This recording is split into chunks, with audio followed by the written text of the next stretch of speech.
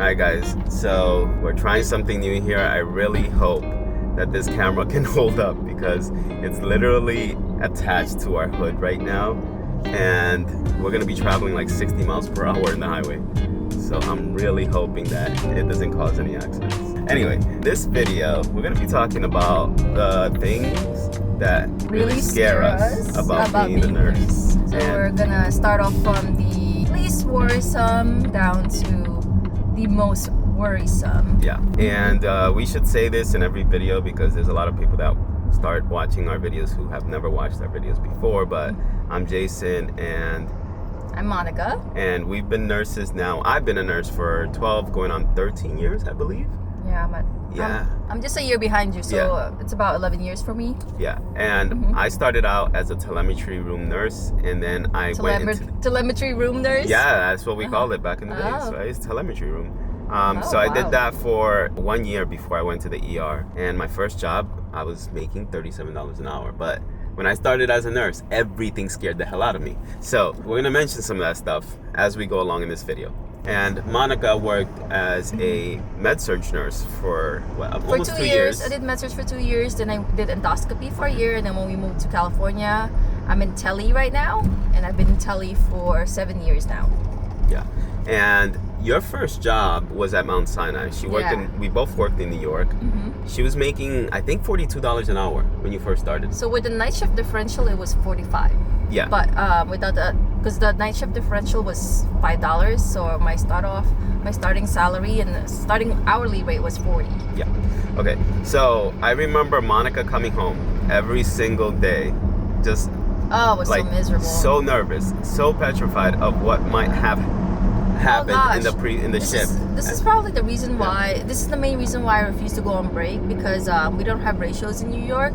So in order for me to go on an official break, I have to hand over my 6 patients to another nurse, and I felt that was so unsafe because these patients were really sick. They were truly sick. They were post-op, fresh transplant patients, and then I also had a vented patient with those 6 patients, right? Yeah. So let's talk about these 5 things that really scare us about nursing. So I have this down. This is a new one. We're starting off with number 5. This is new. It's year 2024. They are trying to replace us with AI. So I've been watching a lot of videos lately about the future of healthcare when it comes to AI. And one thing that is happening across the country is a lot of hospitals are using AI like assistants to check up on patients, to answer phone calls when patients call the hospitals, or when they call in for advice. Let's say you're a patient and you need advice because you don't know if you need to go see your primary care doctor or you need to go into the ER for an emergency. You call this advice line, and the way that it used to work is that physical nurses, like actual nurses, would answer this line, and they'd go through an algorithm, a list of things that would determine whether the patient needs to go to the ER or not. And now that can just be done with AI because, again, it's an algorithm. They just plug in all of these parameters into the algorithm, and then the AI assistants can tell the patient whether to go to the ER or just they'll set up an appointment for the patient to go see a primary care doctor. That is one of the easiest ones to replace right now. Will our patients allow this? But you had a really good response to that, and you said that they were going to try, these health insurance were going to try to convince our patient population to use AI. In return, they'll have far more affordable health insurance. Yeah. So it kind of makes sense, right? Because Exactly. Health insurance, even for us as healthcare workers, is expensive. Yes. And you make a good point, because if you look at it from the health insurance point of view, when they're paying for a hospital bill, they're paying for all of the staff that has to take care of the patient. They're paying for all of the services, and all of this is performed by humans. Now when you have like these AI assistants that can just like perform a task that a nurse was able to perform, then the insurance doesn't have to pay as much. But you need to look at it from the perspective of the patient. Is the patient going to allow this right now?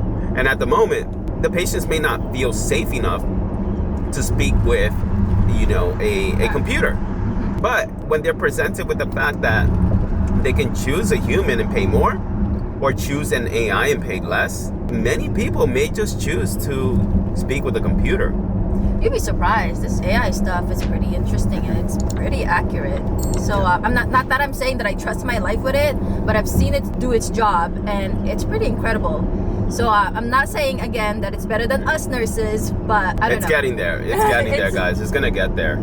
It's pretty incredible for whatever it takes us so many hours to figure out. I can figure out in just in a second. Yeah. And think about it like this, like very simple tasks that can be completed by an AI. So right now, we're the ones that are constantly changing the patient, right? We're turning the patient. I could interject with that because we have this thing in my unit. We have a nurse outside of the hospital, probably working from home, that looks at patients' trends. They look at every single chart, and if their vitals are out of whack, they look at every single, the blood pressure, temperature, everything, all that. And it will literally trigger an AAM alert. We have this at Kaiser. So this will be sent over to the AAM nurse, and the AAM nurse will call a rapid nurse or the primary nurse, which is me, and will say, hey, this patient popped up on my alert system saying that, this is their vitals, this is their history, this is their diagnosis, their blood cultures, their labs. It will alert us and tell us to, hey, keep an eye on this patient and let's look at the trends. I don't know if you guys do that. I'm sure they don't do that in the ER. I'm thinking these AAM nurses could be replaced by AI. Yeah.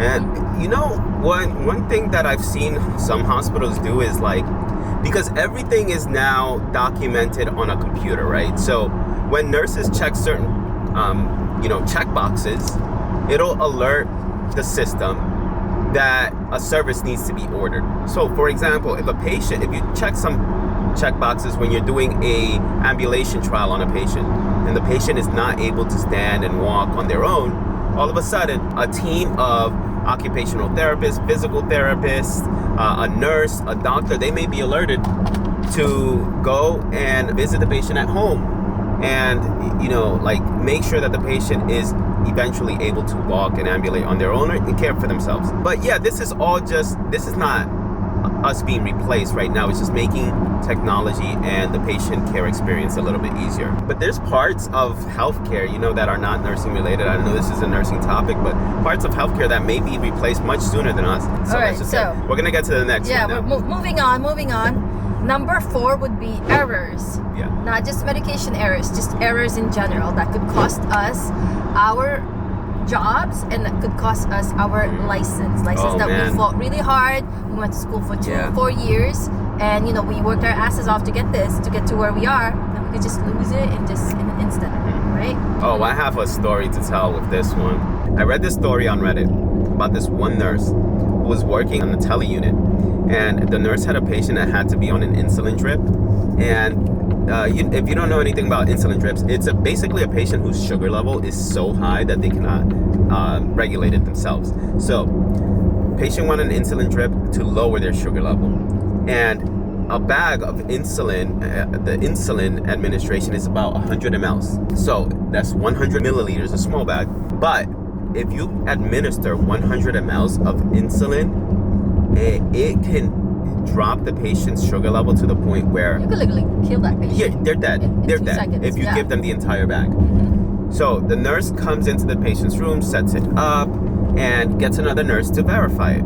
They verify it, everything goes smoothly, and then the nurse leaves the patient's room, comes back to the patient's room 1 hour later to check the sugar level again, because you have to monitor the sugar level every single hour.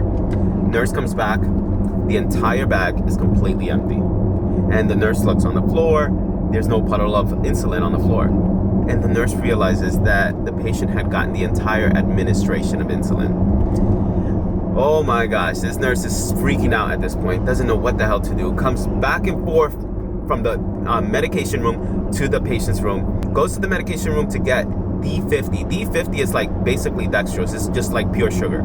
And it comes in a syringe. Goes to get dextrose, comes back to the patient's room, pushes it, goes into the pantry, and gets a whole bunch of juices with sugar, just pours packs of sugar into the juice, goes back to the patient's room. Thankfully, the patient was awake enough to drink it. And the patient didn't know what was going on, but they were like, ooh, juice, okay, I'll have some. Patient was drinking nonstop juice, and then the nurse goes back, checks the sugar of the patient. Patient's sugar is still like in the 40s. Goes back to the bedroom, gets the patient more dextrose, comes back to the room, gives the nurse the dextrose. And the whole time, this nurse is like sweating bullets. They didn't want to tell anybody. Co-workers are asking why this nurse is going back and forth between the patient's room and the med room, and why they're so like diaphoretic, they're like sweaty, so sweaty. The nurse is like, oh, nothing, I'm just checking on my patient. Finally, they've managed to get the patient's sugar level back to normal. They didn't tell their managers, they didn't tell anybody. Imagine something like that happening to you. I mean, you have to tell your manager, right? Like, this is... At that point, I'd call a you rapid. have to. Yeah, you have to call a rapid response. I mean, it's a honest mistake. Like, anybody can make a mistake like that. Man, but I've seen people make med errors. Look at Redondavot, right? So Redondavot, if you guys haven't heard of this case, it's a nurse that was a float nurse, basically. And a float nurse is a nurse that is not assigned to one particular patient. This is a nurse that just goes around and helps other nurses in either the department or the hospital. So this float nurse, Redondavot, was tasked with giving a patient Versed. So she was supposed to give Versed to a patient to like kind of like sedate this patient because she gets claustrophobic. She was supposed to get a PET scan, and it's like a CAT scan, basically, like a really intense CAT scan. And while the patient was there, the nurse goes, this nurse, Redondavot, she goes to the med room in one of the units. She pulls out the med that she thought was Versed because it has V in it, comes back to the patient and administers it. Patient passes away while getting the scan. They had to do CPR. Patient did not survive.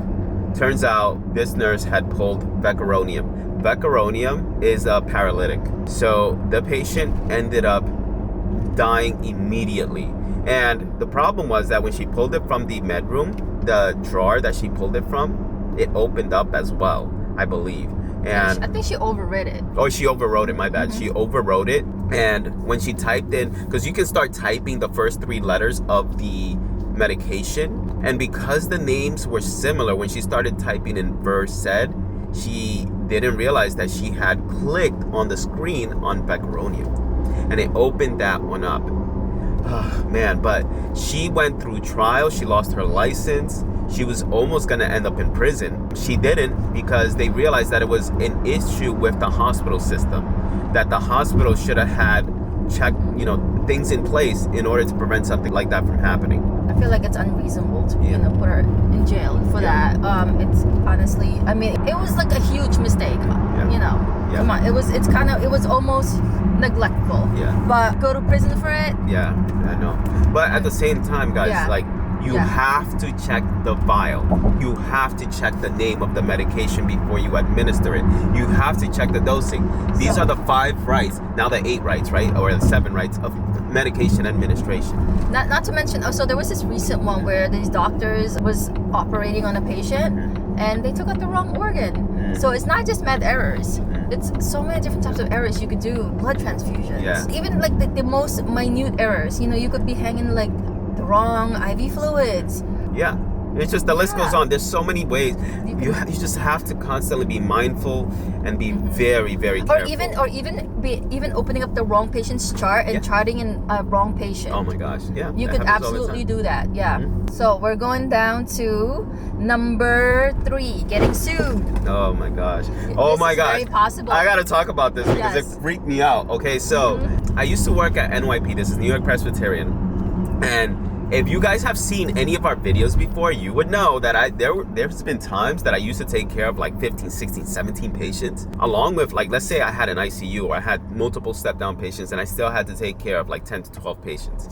So there was also times that I worked as a triage nurse and I triaged patients who came into the hospital, and we would get like 300, 400 patients a day. It was an extremely busy ER. So I worked there from 2013, I believe, to like 2017, right? And when I left, about 2 years after, so this was like 6 years after I started working there, I ended up getting a phone call from an attorney, or actually it was... We were already living in California. Yeah, we were living in California, guys, mind you. We were living in California. So I got a call from this attorney who's representing NYP, New York Presbyterian. And the attorney tells me, or asks me if I remember a patient who had come in by the name of, I don't know, I think she gave me the name, I don't even remember. But she asked me if I had taken care of like a 70-year-old female who had come in because she had sepsis or something related to that. And I said, this is New York Presbyterian. Everybody came in with sepsis. So she asked me if I specifically remember somebody by this name. And on this date, she asked me about a specific date. Like, how am I supposed to know if I took care of a patient like 5 years earlier, 6 years earlier on a specific date? Like, who's going to remember that? Yeah. You know, when you're seeing hundreds of patients a day. And I said, of course I don't remember. How am I supposed to remember that? And she said, well, we have a situation here. And I was wondering if you could come in for a hearing. And I said, hearing? I'm all the way in California. How am I going to travel all the way to New York for a hearing? And secondly, I don't even know who you're talking about. Which patient is this? And then she tells me about the situation. She says that the patient was in the ER for over 12 hours. And apparently the patient had to go to the bathroom, and on the way to the bathroom she suffered an injury, fell, and she hit her head, and then she ended up getting admitted into the hospital for that head injury. She became completely disabled after that. So then the family wanted to sue the hospital over it. And I said I had no idea who that patient was. And secondly, they looked at my note and they said that I was a triage nurse. I was not even a nurse that had any contact with the patient other than doing the triage note.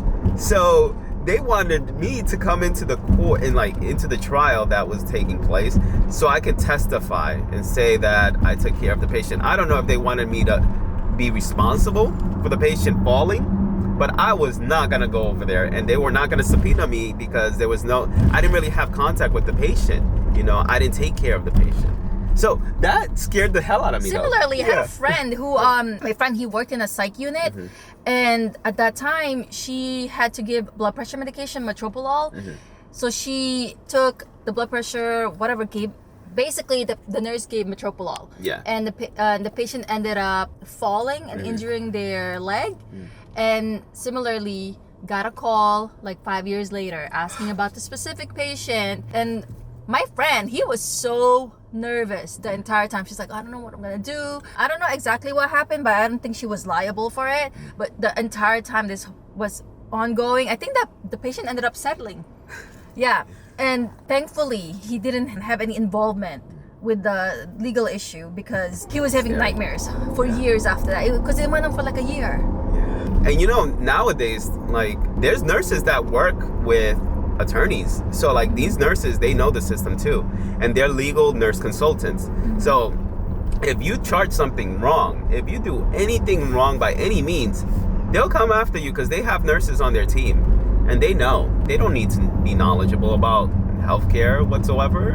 They have people on their team that know all these things, right? Okay, so now let's go on to the next one. All right, so what are we at? So 3 was getting sued. Yeah. Number 2, it's one of the big ones, contracting a communicable disease. Yeah. I know you touched up on that in your other video. Yeah.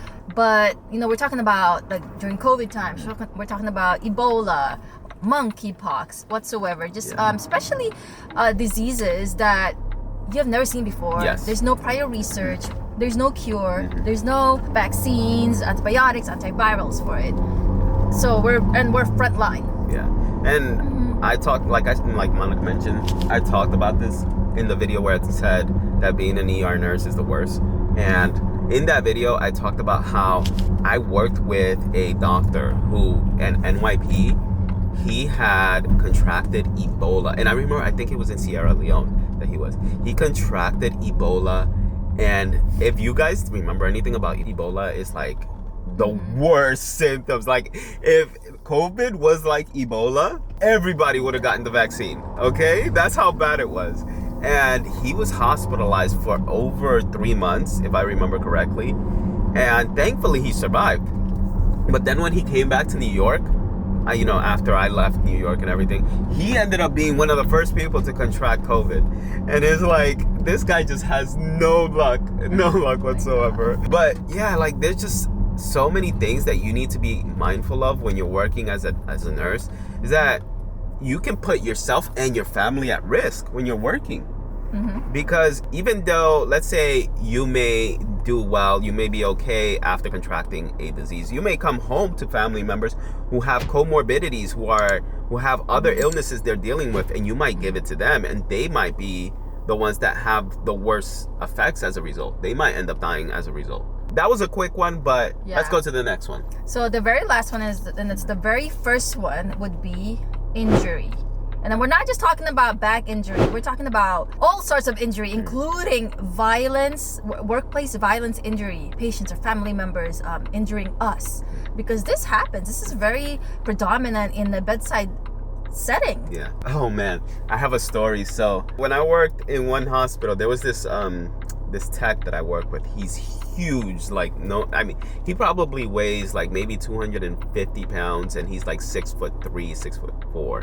But he's really big. So he's really cut? Yeah, he's you can tell he works out. He was one of the techs that we always expected to be there whenever a violent patient had an outburst.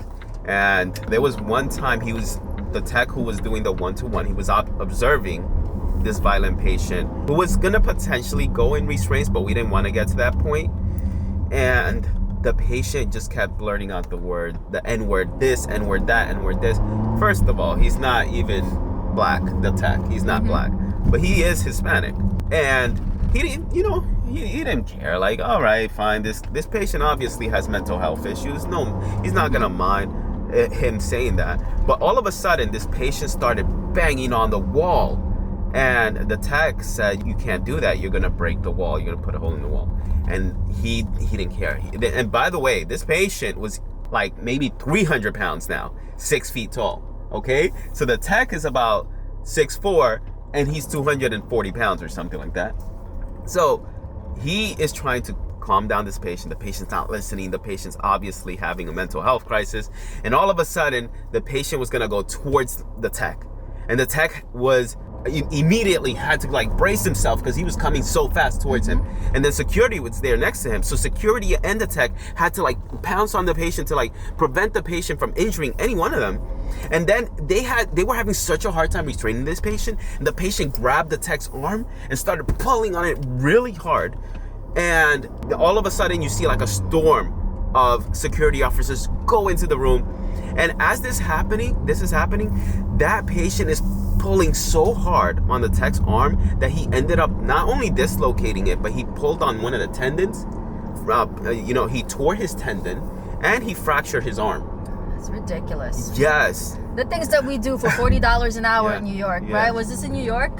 Yeah. This tech was out of work for more than 6 months. Ridiculous. More than 6 months. Yeah, that's one thing. And there's a story happened a couple of years ago. A new grad nurse, okay, fresh off of nursing school. They just starting their lives. He was a young person, and they ended up working in the unit I worked in Mount Sinai. And a patient punched him so hard, his jaw got dislocated. That nurse quit right then and there. Can you imagine? Yeah. That's just one of the stories I'm going to share. But just think about being a bedside nurse, working with this type of patients, and this, even like patients that are just not even, who come in for other issues other than mental health. So these patients who come in an inpatient setting, they're not just going to be like, let me shut off my mental illness today and be just a surgical patient. No. So we have to deal with that overall. I'm so glad, I'm so thankful that where I work, they really protect us as nurses. But when I worked in New York, they cared a whole lot less about us. Yeah. So this is one of my biggest fears, working as a bedside nurse. So if you guys have been watching this video from our DJI that's in front of the car, like we're in Roseville right now. Yeah. It took us about 30 minutes to get here. Actually less than that. We've just been driving around a little bit. I kind of actually want to talk about this really briefly for those who want to move here, because we're not gonna sugarcoat anything. It's end of September 25, and it's still triple digits. And me and Jason, we were just talking about this. It's just so insane that it's almost October and we're still at triple digits. This is the hottest summer I've ever had, and it's kind of crippling because there's not much indoor activities to do. Everything is outdoors. And every summer just keeps getting hotter and hotter. This summer, I just saw a news article saying that we had the most 100-degree days of any year in the history of their temperature recordings. And you can tell, like, it's obvious. Like, we're supposed to go out as a group with our coworkers on October 1st. We're gonna go to like a pumpkin patch. This beautiful pumpkin patch in Bishop. It's called Bishop's. I went there last week. No, a couple of days ago. And it was in the triple digits. You can't even get a fall vibe over there. So it's just my biggest complaint living out here. It's so hot. Yeah. No, it's not even that it's so hot. It's hot for a very long time. I feel like for a solid 6 months, the weather is like that. And it's literally crippling. Can't do anything. On October 1st, we're supposed to be going, and it's going to be 99 degrees, but likely it's going to go over 99 degrees, and it's going to be 100, That's 101 on October, guys. So I kind of wanted to, because if you see from the DJI, the camera in front of our hood, everything's so dry. You can tell it doesn't rain out here in the greater Sacramento area. Actually, I can flip the camera around. There you go. Yeah, it looks pretty dry. We're heading to the mall right now. This is the Roseville Mall. Yeah, this is where Galleria Mall is located, and Roseville is nicely manicured. That's the one thing I do like about Roseville, but it just looks so bland. It's bland. It's just not much things to do here. It's great for a little, for younger families. Yeah. Or, younger kids, but definitely because we did live out here and we decided to move away because we just felt like we just needed to be somewhere where there's more activity. Yeah. By the way, guys, if you guys like this format with the DJI in front of us, where we are sacrificing our little camera. Yeah. It's suction cup to the hood right now. If you guys like this perspective, let us know. Anyway, so if you guys have any suggestions for future videos, let us know in the comment section. And if there's anything that scares you guys about being a nurse, then let us know. Also, you can click on, let me see if I can, you can click right here to watch our previous videos. See you guys. Ciao.